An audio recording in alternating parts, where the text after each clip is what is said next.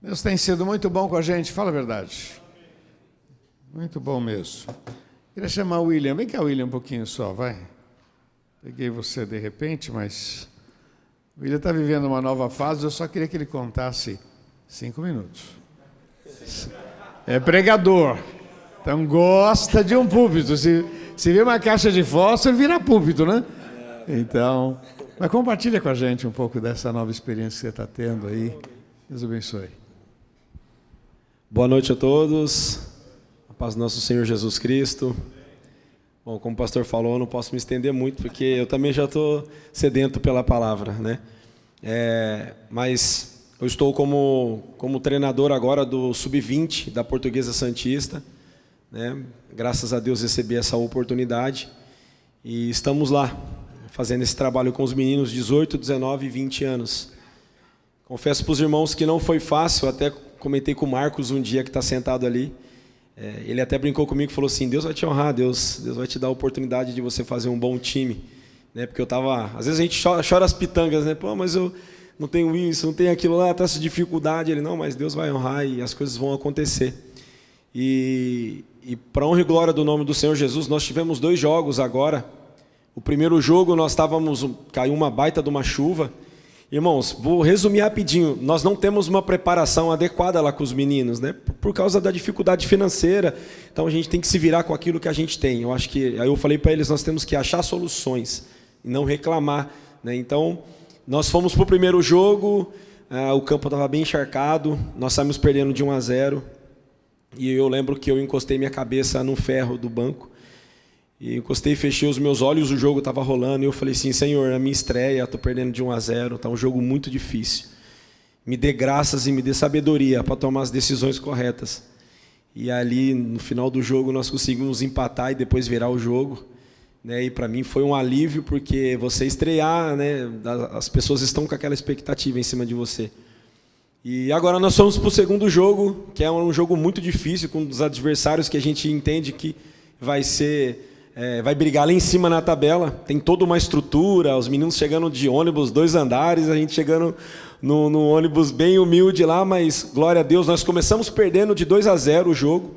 Eu falei, irmão, é muito milagre mesmo. Começamos perdendo de 2-0 e nós fomos para o intervalo e eu até falei para eles, eu falei sim, vocês têm que ser corajosos, né? Deus ele vai com os corajosos. E falei, eu preciso que nós vamos atrás de um golzinho. Eu não preciso fazer 3 agora, eu preciso fazer 1. Depois nós vamos em busca do segundo e aí depois nós vamos pensar no terceiro. Irmãos, foi milagre, porque 2-0, 45 minutos, estava muito quente. A gente pegou 3 horas de viagem, nós fizemos 2-1, 2-2 e no final do jogo, para a honra e glória do nome do Senhor, 3-2 e nós ganhamos o jogo, então nós iniciamos muito bem e eu glorifico o nome do Senhor Jesus e peço as orações dos irmãos por nós lá. Uma salva de palmas para o nosso Senhor Jesus.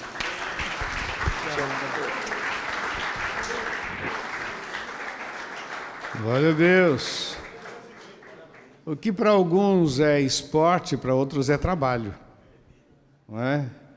E trabalhar com essa garotada é muito importante, porque eles amanhã serão os grandes jogadores e aqueles que levam Jesus no coração vão poder falar para muitos microfones, né? Uma coisa é eu tentar falar, a outra coisa é alguém de destaque falar. Quando fala, a coisa são milhões de pessoas que ouvem falar do amor de Deus em nome de Jesus. Amém? Deixa eu chamar o último aqui, Marcelo Chaves. Vem cá, Marcelo, vem cá, rapidinho. Estou chamando o Marcelo porque ele deu um testemunho muito legal no Crer. E ele está tão animado, tão cheio de bênção. Surpresa, de surpresa é melhor. Tá. Bem rapidinho, 5 minutos também, só para você dar o resumo do resumo. Boa noite, a paz do Senhor, pessoal. Bom, o testemunho foi que fizeram um levantamento lá na minha empresa, né, com a situação de home office, para saber quem estava indo, quem não estava indo. Eu acabei aparecendo lá na lista, fui convidado para ir para uma reunião com a minha gerente, né? E chegando lá, eu já meio apreensivo, né? Ela pediu desculpa, falou que fizeram um levantamento errado, porque antes eu era de uma outra área, e quando eu mudei, eu migrei de área, né, ano passado, e o meu cadastro ficou atrelado nessa outra gestão. E essa diretora que pediu esse levantamento, na verdade, não tem mais liderança sobre a minha função, né? Só que aí, conversando com a minha gestora, passou um fiscal de rendas, né? Eu sou terceirizado de um órgão público do Estado de São Paulo, e o fiscal de rendas passou, eu trabalhei com ele de 2013 a 2020, e ele me fez um convite para estar voltando para trabalhar na área dele, né? E ela já estava trabalhando nessa vaga há algum tempo, ela não conseguia uma pessoa, porque tem requisitos bem específicos, né? E aí eu falei de dar a resposta depois, orei, né? Fui em casa, conversei com a minha esposa. Aí no dia seguinte eu aceitei a proposta, e depois ela veio me falar sobre o salário, né? O salário é um pouco maior e tem alguns benefícios a mais. Mas isso aí, pessoal, que eu queria reforçar é que foi fruto, né, eu creio, de algum tempo atrás, já uns meses atrás, que Deus colocou no meu coração de ser mais generoso, né, com dízimos, com ofertas. E a cada vez que eu ia dizimar ou ofertar, Deus colocava um valor a mais no meu coração, e eu fui indo assim, fui honrando, né, sem esperar nada em troca, mas fazendo de todo o coração mesmo. E agora eu fui, né, agraciado com essa promessa, que é uma das palavras que o pastor pregou, né, no culto da virada, que seria um ano de crescimento e milagres. Eu já estou vivendo isso, né, tanto crescimento quanto milagres.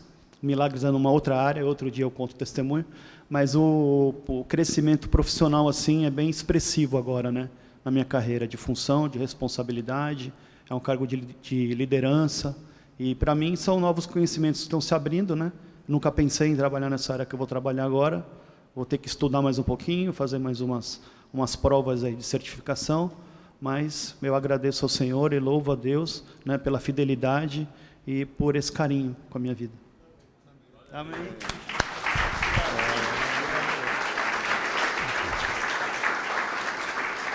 Glória a Deus. São os milagres de Deus na nossa vida, em nome de Jesus. Testemunho eu acho muito gostoso porque são fatos. Você pode não gostar, mas quando você vê que tem história, a história é fato. E o fato, contra fatos, não há argumento, é a vida, é a vivência. O coral está aí, o coral dos homens, não? Então vamos lá, pode vir aqui.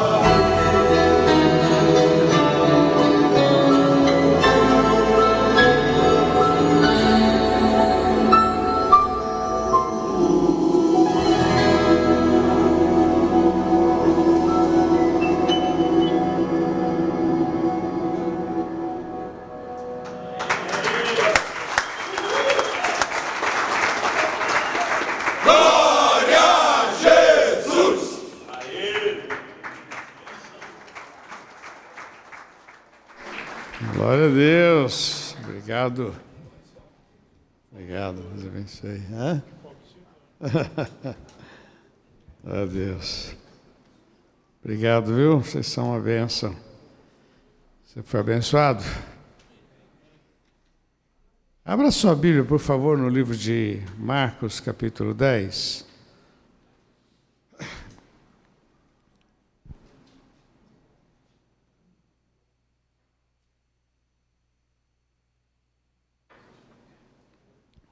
Marcos 10 diz assim, verso 17. E pondo-se a caminho, correu para ele um homem, o qual se ajoelhou diante dele, e lhe perguntou: Bom mestre, que farei para herdar a vida eterna? E Jesus lhe disse: Por que me chamas bom? Ninguém há bom, senão um que é Deus. Tu sabes os mandamentos: não adulterarás, não matarás, não furtarás, não dirás falsos testemunho, não defraudarás alguém, honra a teu pai e a tua mãe.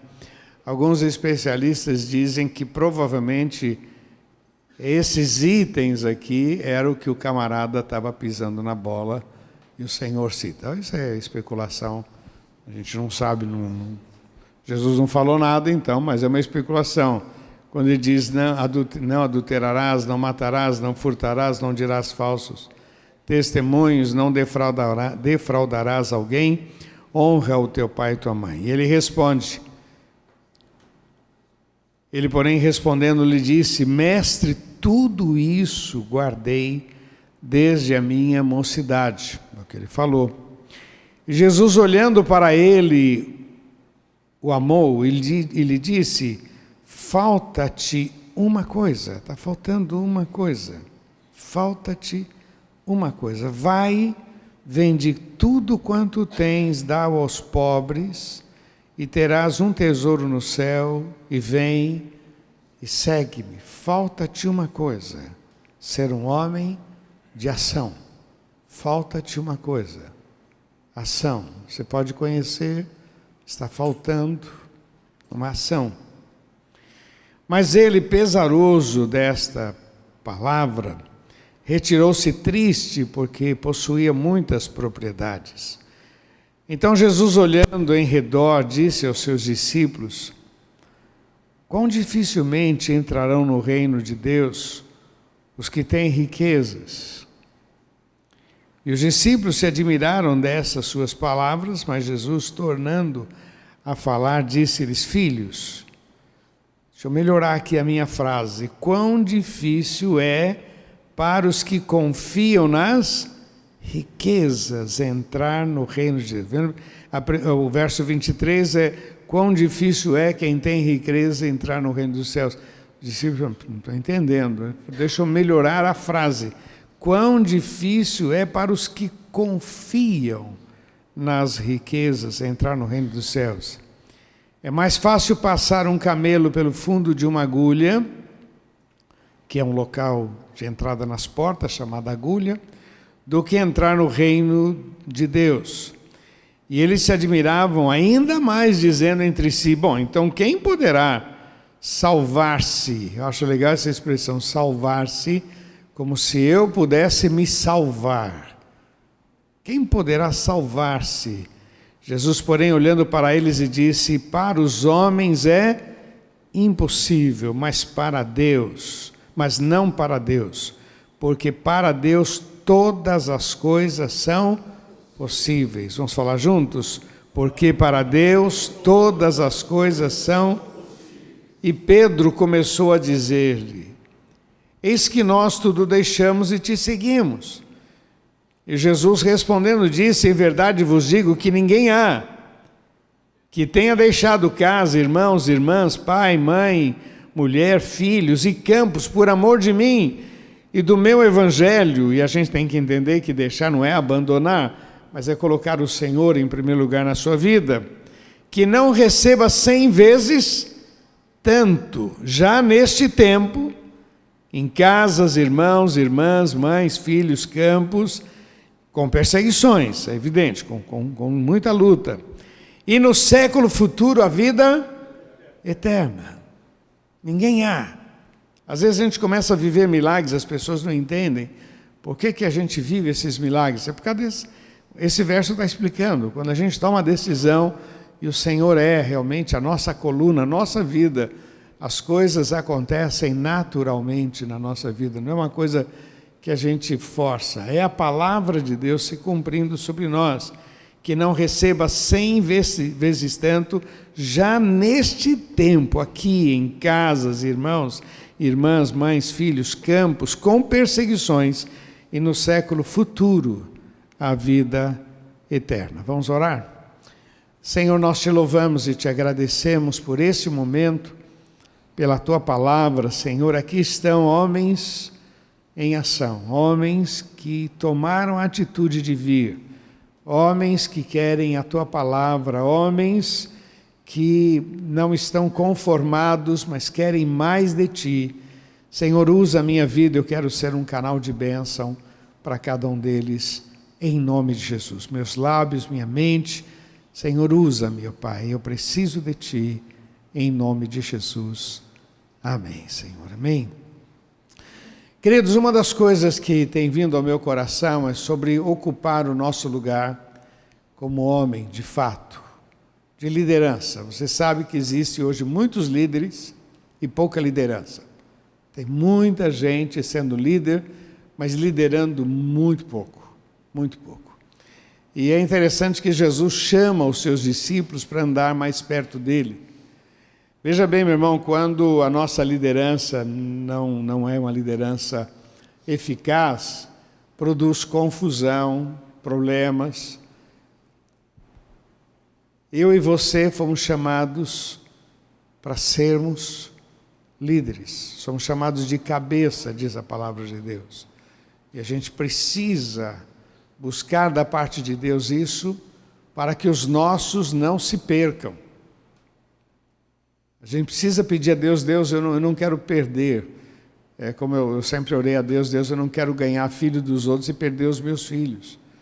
Eu não quero ganhar filho dos outros e minha família, não quero salvar o casamento dos outros e o meu casamento está arrebentado, não. Eu quero os dois, eu quero ser bênção nas tuas mãos, mas também quero ver a tua bênção sobre a minha vida. Mas uma das coisas que a gente precisa entender que está faltando isso, né? Hoje as pessoas estão em busca, indo aí para encontros e tudo, na ansiedade. E nós temos hoje a palavra de Deus tão perto da gente. Eu até coloquei aqui que quanto mais perto de Jesus, mais intimidade, mais prudência, mais visão, mais compreensão, mais libertação, mais amor, mais generosidade, mais misericórdia. E, por fim, mais parecido com Jesus. Então, para mim, o importante é o nosso relacionamento com Deus. Já disse isso algumas vezes para você. Cada vez que eu passei por algum problema em casa, relacionamento, e a gente sempre quer encontrar quem é o culpado, e o culpado é outro, né? É a esposa, é o filho, é o governo. E quantas vezes eu disse para mim mesmo, não, o culpado sou eu. Eu olho a situação e fico pensando, se eu tivesse orado mais, se eu tivesse buscado mais, se eu tivesse jejuado mais, eu não estaria passando por esse problema. E se estivesse passando, eu estaria muito mais preparado para viver a vitória. Então, a palavra de Deus, ela nos chama. Esse slogan não é só um slogan, mas é realmente homens em ação, homens que querem melhorar. Quando a gente fala em quantidade, número de pessoas, não é só número, mas nós queremos despertar homens para que façam diferença na sua família, para que façam diferença no seu trabalho, para que façam diferença. Quando eu chamei o William, ele já tinha me contado essa experiência gostosa, mas eu estava brincando também, foi ainda bem que o César Sampaio caiu fora, né, coitadinho, né? Que pressão, né? Eu falava com o César há uns dias atrás, e ele dizendo, olha, eu estou na oração, clamando a Deus, pedindo a Deus misericórdia, mas agora que houve essa mudança, que bom. Né? Como diz o texto, deixa os mortos enterrarem os seus mortos, né? Mas vamos lá, vamos trabalhar na base,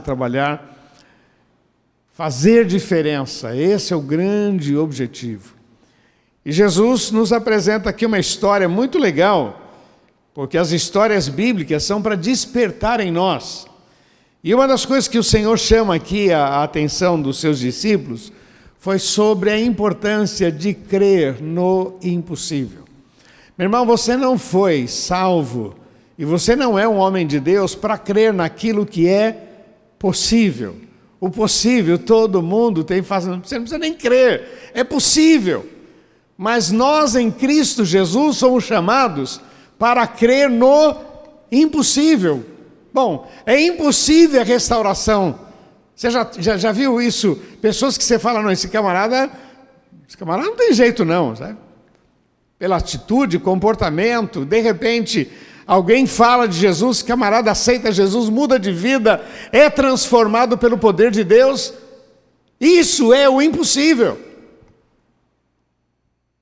No teu trabalho, não, eu tenho que ficar puxando o tapete, fazendo tal, é impossível. Não, meu irmão, você foi chamado para viver o impossível. Você não foi chamado para viver o possível, você foi chamado para viver o impossível. Vamos voltar à questão que o relacionamento com Jesus é que nos leva a essa visão. De pessoas comuns, nós nos tornamos servos do Deus Altíssimo. De pessoas comuns, nós nos tornamos pessoas de visão. Gostei da expressão do William, encostou a cabeça, orou, falou, Jesus, eu preciso de um milagre aí. E aí vem a mão do Senhor. Eu me lembro que o Silas contava, quando ele foi lá para o São Lourenço, que estava naquela definição, vou, não vou, e ele vai para o primeiro jogo dele, e um repórter disse que o Silas tinha falado que ele iria fazer o time esquecer um ídolo deles lá, e isso foi um caos. O pessoal ele já chegou lá debaixo de pressão, e ele orou a Deus, disse, Deus, se eu fizer 2 gols, no primeiro jogo, se eu fizer 2 gols, eu entendo que realmente é a tua vontade que eu venha para cá. E ele falou que começou a jogar muito difícil, e aí ele foi e fez 1 gol. E ele já celebrou e falou, Jesus, olha, não precisa de 2.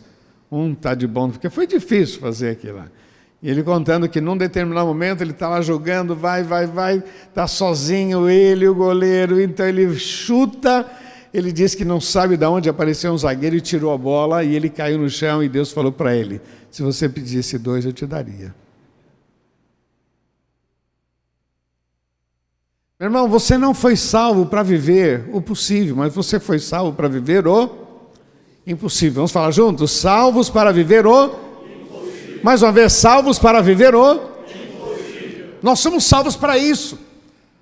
Os discípulos estão maravilhados ali, dizendo, pô, o camarada pratica a palavra. Vamos lembrar que os discípulos eram pessoas simples, pessoas pescadores, pessoas sem muita cultura. O melhorzinho lá era Judas.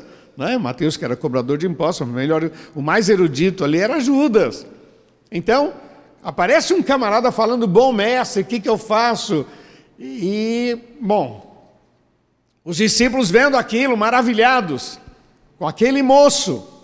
E quando Jesus diz, olha, quão difícil entrarão no reino dos céus, pessoas que confiam nas riquezas, começaram a conversar, vem cá, mas então a coisa está difícil. Quem poderá salvar-se?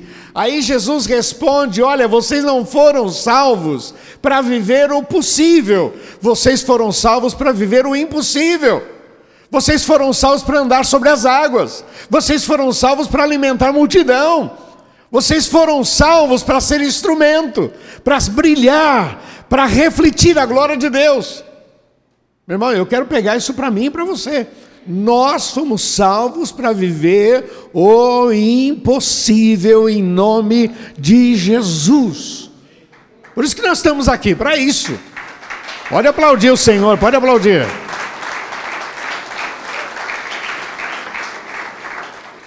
Ele nos deu autoridade e visão. Volto a dizer para você que o relacionamento com Deus, leitura da palavra, vem na igreja, canta louvores, transforma o teu carro num local de adoração, é um altar de louvor a Deus, e você está no ônibus, você está ouvindo as coisas de Deus, você está em casa, e você vai transformando aquele ambiente, a tua cabeça vai enchendo com as coisas de Deus, tentações vêm, provocações vêm, mas você está tão ocupado com Deus, que as coisas se tornam, não vou dizer mais fáceis, mas você passa a ter visão de homem de Deus. E o impossível começa a se tornar possível. Olha a expressão de Pedro, que foi estava conversando com Jesus aqui e disse: Senhor, mas quem pode se salvar? Aí Pedro lá na frente diz para o camarada sentado no chão: não tenho prata, nem ouro, mas o que eu tenho, isso eu te dou, levanta e anda. E o texto diz que o camarada saltou, louvado seja o nome do Senhor. É isso, meu irmão, é isso. A gente não foi salvo para viver o natural.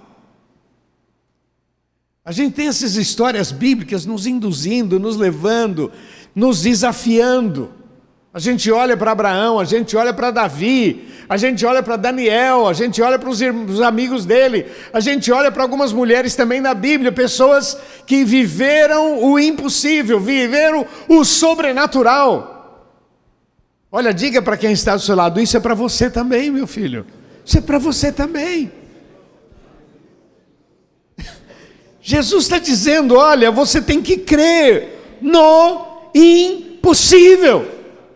Você tem que crer. Lógico, meu irmão, isso é um processo em que a gente vai aprendendo, é andando com Jesus que a gente vai crendo, vai descobrindo. É muito interessante porque a gente ora por alguma coisa que é praticamente impossível. Quando acontece, nós somos os primeiros a ficar surpresos. Meu Deus, não é que aconteceu mesmo? Misericórdia, não é? Meu irmão, porque nós podemos crer no impossível, mas nós somos doutrinados quem sou eu, não dá, é difícil, é complicado, mas nós estamos num processo de avanço. Meu irmão, volto a dizer para você, você não tem ideia do que Deus pode fazer em você, através de você, mas por favor, se relacione com o Senhor, fique perto do Senhor, porque é perto dele que nós vamos ver a glória de Deus, em nome de Jesus. A terceira coisa que me veio ao coração, meu irmão, baseado nesse texto, é que nós precisamos não ter medo do fracasso. Amém? Homens em ação, não tenha medo do fracasso. Não que eu queira o fracasso, mas às vezes com o medo do fracasso eu fico parado. Com o medo do fracasso eu não avanço. E se não der certo? E se a porta não abrir? E se a gente fica parado? A gente precisa aprender a não ter medo do fracasso. Vamos lá. Quando meus filhos eram pequenos, às vezes tinha que corrigir, e eu dizia para eles: olha, vai ter que apanhar, vou ter que corrigir. E eu dizia para eles: talvez amanhã você vai dizer que eu errei. Eu vou pedir perdão. Eu errei, vou pedir perdão. Mas hoje eu não posso abrir mão daquilo que eu penso, daquilo que eu creio, daquilo que é a palavra de Deus na minha vida. O duro é amanhã você dizer se eu tinha que me disciplinar mais, se eu tinha que ter me corrigido mais. O duro é amanhã você me jogar na cara que eu deveria ter feito, eu não fiz. Então, eu vou fazer. Talvez amanhã você vai dizer que eu estou errado. Paciência, vou pedir perdão.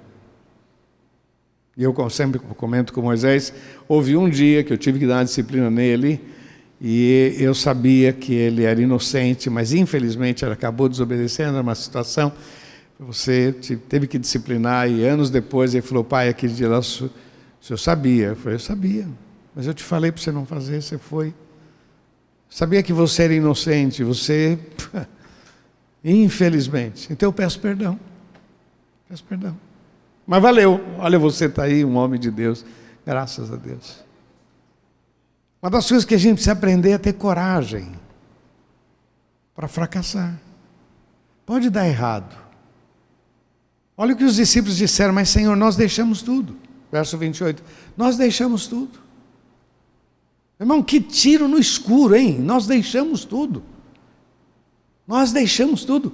Pedro, vem cá, lógico, eles estavam maravilhados com a pesca maravilhosa, outro está maravilhado com a transformação da água em vinho, quer dizer, essas coisas foram somando e fez com que eles, bom, ele é o Cristo, e de repente esses camaradas começaram a tomar atitude. Existem alguns filmes muito legais, tem um que é muito joia lá do Canadá, de uma igreja, em que mostra, porque o texto diz que eram umas 70 pessoas, e quando fala que Jesus estava com 12, mas algumas vezes falam que eram 70 que andavam com Jesus. E esse pessoal lá do Canadá fizeram um filme dizendo que eram as famílias de Pedro, as famílias de todos eles estavam andando juntos. Eram por volta de 70 pessoas andando com Jesus. Que loucura! Meu irmão, ser crente é uma loucura, meu irmão. Ser crente, acreditar no céu é uma loucura. Amém? Loucura, loucura. Mas eu sempre digo isso em velório, né? Quando eu vou fazer, eu sempre digo, olha, se eu tiver errado, vai todo mundo para o mesmo buraco. Agora, se eu tiver certo, eu vou para o céu. Não é bom brincar com coisa séria.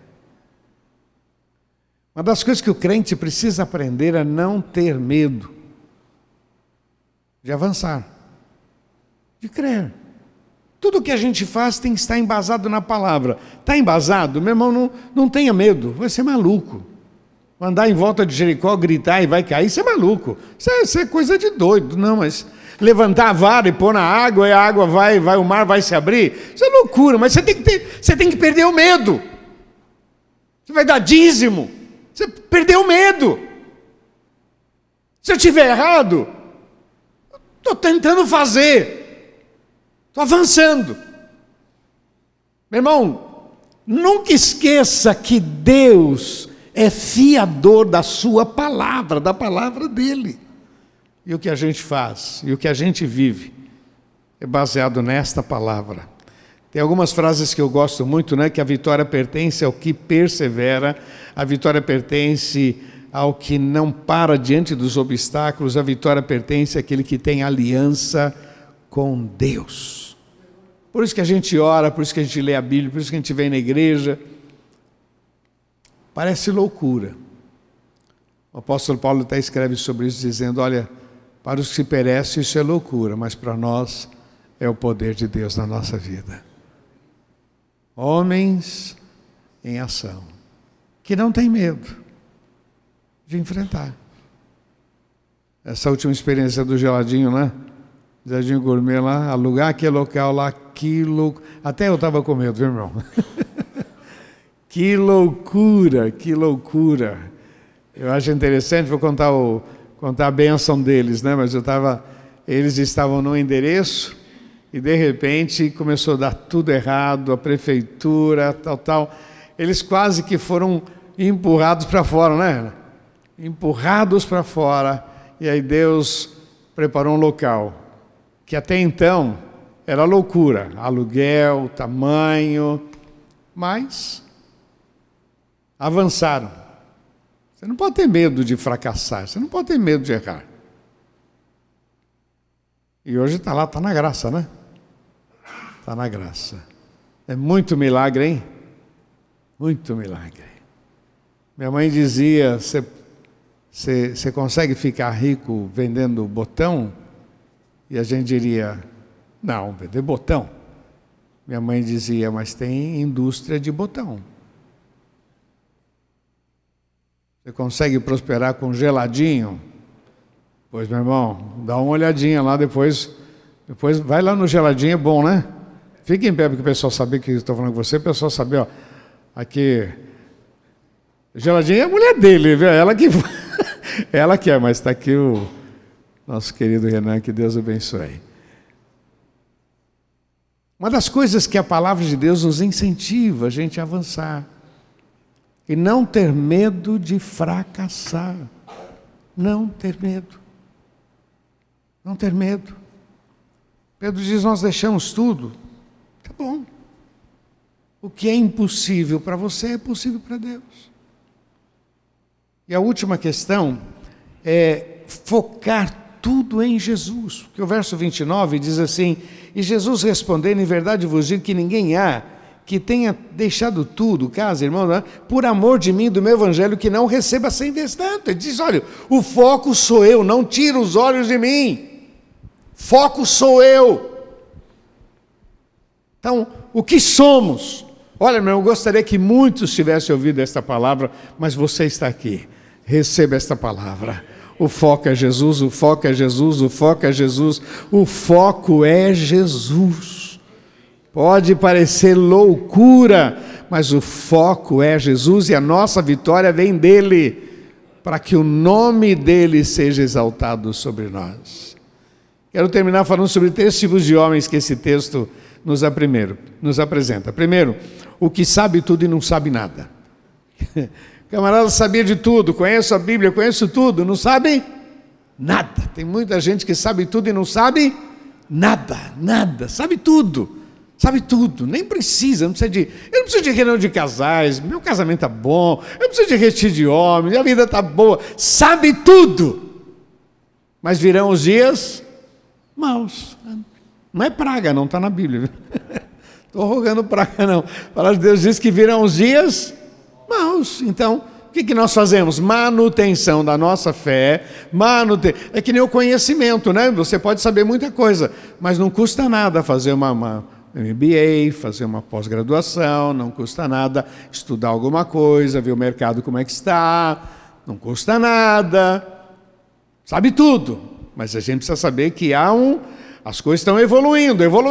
Então, a gente precisa sempre estar nos atualizando, assim a nossa vida com Cristo. Aí eu sei tudo, já sei que Jesus é o Senhor, já sei que o céu existe, já sei. Você não sabe nada, meu irmão. A nossa vida com Deus, ela é uma vida de emoção, de milagres. Então esse texto apresenta um camarada que sabe tudo e não sabe nada. E nos apresenta os que sabem pouco, mas estão no processo. Eles sabem pouco, mas estão sendo preparados para viver muito. Sabiam pouco, os discípulos. Sabiam pouco, mas estavam sendo preparados para viver os melhores anos da vida deles. Quem podia imaginar que aquele Pedro, cara meio chucrão, é chamado lá em Atos 4, vemos que são homens indoutos, provavelmente falavam errado, tinham lá gente muito simples, mas o próprio texto diz assim, mas também é notório que eles estiveram com Jesus. Esses caras sabiam pouco, mas estavam sendo preparados. E eu me sinto assim. Somos aqueles que sabem pouco, mas a gente está sendo preparado para grandes coisas em nome de Jesus. Tem muito que descobrir nessa caminhada com Cristo, tem muito que se descobrir. E o terceiro é o que sabe todas as coisas e nos chama para andar com Ele. Ele sabe todas as coisas, Ele é o Senhor. Como diz lá em Colossenses 2, assim como, pois, recebeste o Senhor Jesus Cristo, assim também andai nele. Que Deus abençoe muito a sua vida, meu irmão. Tem que melhorar. Tem muita liderança, pouca ação. Eu quero que você seja muito abençoado em nome de Jesus. Vamos ficar de pé para a gente orar?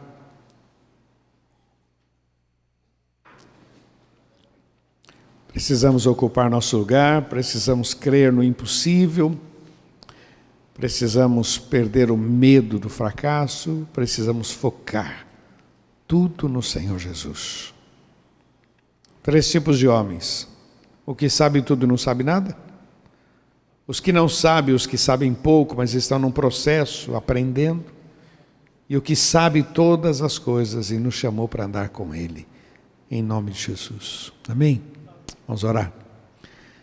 Senhor, nós te louvamos e te agradecemos por essa oportunidade de poder compartilhar a tua palavra e abençoar essas vidas.